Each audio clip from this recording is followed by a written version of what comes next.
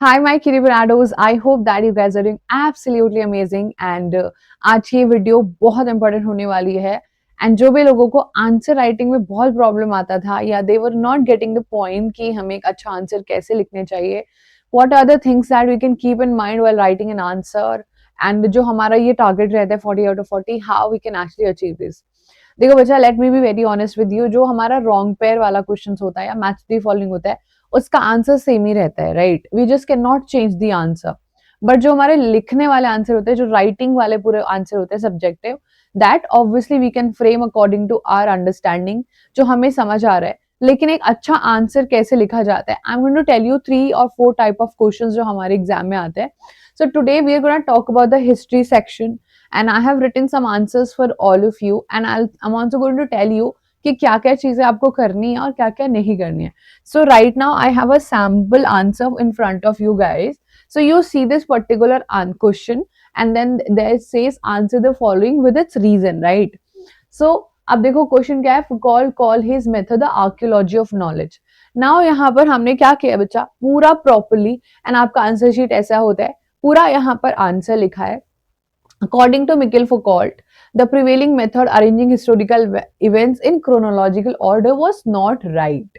ठीक है, अगर आपका मन करे कि आपको और ज्यादा अपना प्रेजेंटेबल बनाना है पूरा का पूरा आंसर शीट, तो पता है आप एक और चीज कर सकते हो.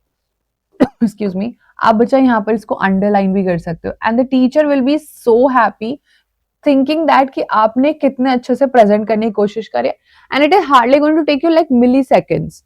एंड लेकिन जहां पर आपने नॉट राइट को लाइक क्रोनोलॉजी राइट, मतलब क्रोनोलॉजी में नहीं लगाने चाहिए. That was the whole concept. Now it attempts to explain various transition in the past. Again उसमें बोल रहा है कि कितना, मतलब मेथड को बेसिकली एक्सप्लेन किया है. So there are only 3 keywords जो आपको सिर्फ पता होंगे तो आप लिख लोगे, वो मैं अभी आपको बताती हूँ. Foucault give more important to explaining the transition in history.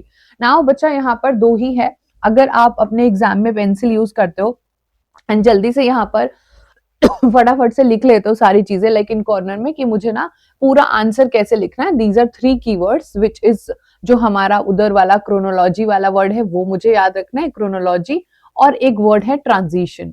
कि मिकेल फुकॉल्ट ने 2 वर्ड्स पर बहुत ज्यादा फोकस करा है, एंड पूरा सेंटेंस आपने इसके अकॉर्डिंगली बिल्ड कर देना है. ना ये तो बच्चा नॉर्मल सी बात है, like the whole concept is, ये तो सेंटेंस लिखा हुआ है.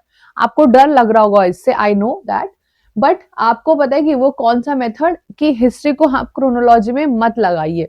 तो क्रोनोलॉजी में नहीं लगाना है और ट्रांजिशन में बिलीव करना है. ओनली दीज 2 कीवर्ड्स, और ये आप पूरा बड़ा आंसर लिख सकते हो. भाई नाम तो गिवन है ना. Gave more importance, gave more importance मतलब ज्यादा किसको इम्पोर्टेंस दिया, ट्रांजिशन को. ट्रांजिशन से ज्यादा उसने किसको इम्पोर्टेंस दिया, क्रोनोलॉजी से ज्यादा उसने ट्रांजिशन की. धीरे धीरे समझो why this happened and how it happened. तो बस 2 कीवर्ड आप इतना बड़ा आंसर लिख सकते हो, राइट? सो बच्चा ध्यान रखना, ये चीजें जो भी हैं ये आप अंडरलाइन भी करके आओगे अच्छे से, तो बहुत अच्छा आपका पेपर प्रेजेंट हो जाएगा. And at least this much you have to write. So yes, definitely this was the question. अब हमारे पास एक एक्सप्लेनेशन वाला क्वेश्चन भी देखते हैं. अब एक्सप्लेनेशन वाले क्वेश्चन में देख लो, आपको पूरा एक्सप्लेन करना है concept. And for example we have nationalistic historiography. Nationalist historiography, school of historiography which include all historical writings. अब हिस्टोरियोग्राफी तो हिस्ट्री की पढ़ाई कर रहा है, लेकिन कौन से पर्सपेक्टिव से पढ़ाई कर रहा है बच्चा, जो क्या है हिस्टोरिकल राइटिंग, जो हमारे Indian war of independence is the keyword right here. मतलब कि मैम हमारे नेशनलिस्टिक अप्रोच से बात कर रहा है, हमारा नेशनलिस्टिक अप्रोच. नेशनलिस्टिक अप्रोच कैसा होता है बच्चा, देश प्रेम. तो द ओनली कीवर्ड क्या है, इंडिया का इंडिपेंडेंस से.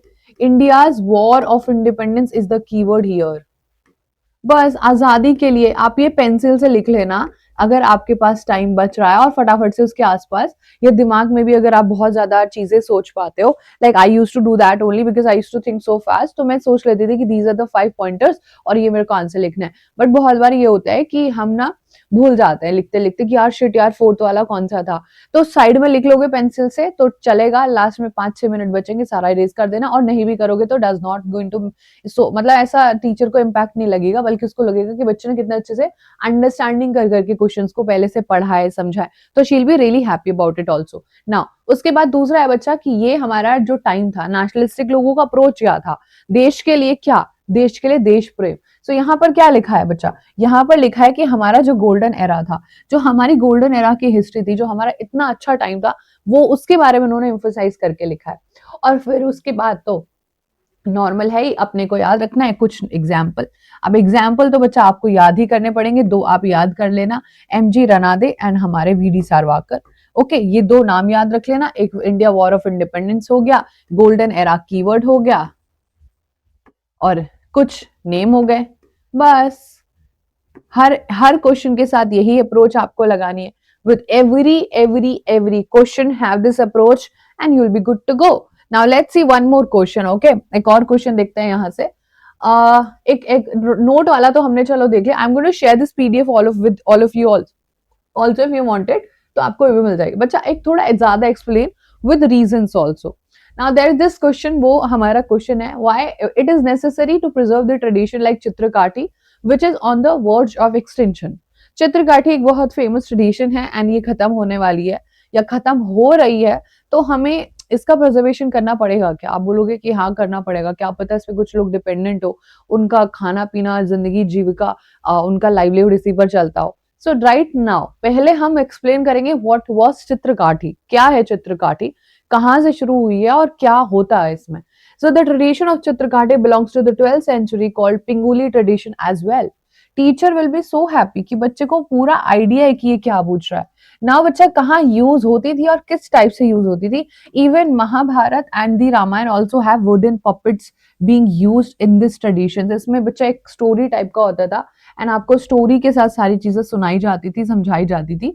तो मोस्ट इंपॉर्टेंट अभी है कि पिंगोली ट्रेडिशन भी बोलते हैं इसको, इसमें वुडन पपेट्स यूज होता है। एंड मोस्ट इंपॉर्टेंटली यहाँ पर दो कीवर्ड्स निकल के आते हैं विच इज पिंगोली ट्रेडिशन एंड उसमें क्या यूज होते थे, वुडन के पपेट्स। ओके, वुडन के पुतलियां यूज होती थी बच्चा, बस ये याद रखना था। Then we have it takes about 30 to 50 pictures, है ना, यहाँ पर क्या है 30 to 50 पिक्चर्स आपको लग रही हैं, तो कीवर्ड क्या है 30 to 50 पिक्चर है, सिंगल स्टोरी को आधे पौने घंटे में खत्म करके 40-45 मिनट्स में, और ये एक जनरेशन से दूसरी जनरेशन दिया जा रहा है। लास्ट है कि कैसे ये हम जो है खत्म हो जाएगी, क्योंकि जनरेशन आफ्टर जनरेशन ट्रांसफर हो रही है, तो कुछ लोगों का सोर्स ऑफ एम्प्लॉयमेंट भी है।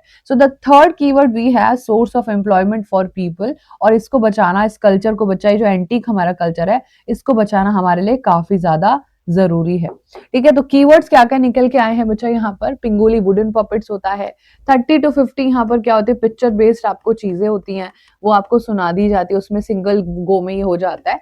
And last but not the least क्या है, सोर्स ऑफ एम्प्लॉयमेंट है लोगों के लिए, सोर्स ऑफ एम्प्लॉयमेंट है, काफी एंटीक चीज है, हमें हमारे संस्कृति को बचाना चाहिए, और डेफिनेटली इतना आप लिख दोगे and you will be good to go.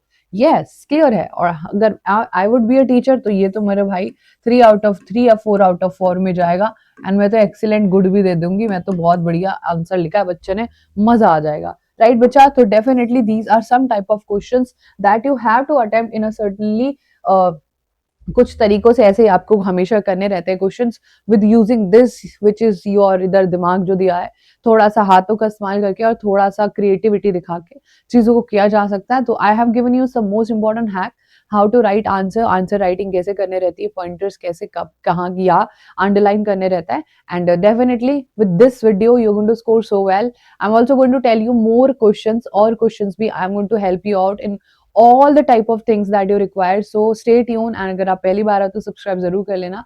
Thank you so much everyone. This is me Varsha Malik signing off for today. We'll see you in the next class. Bye bye.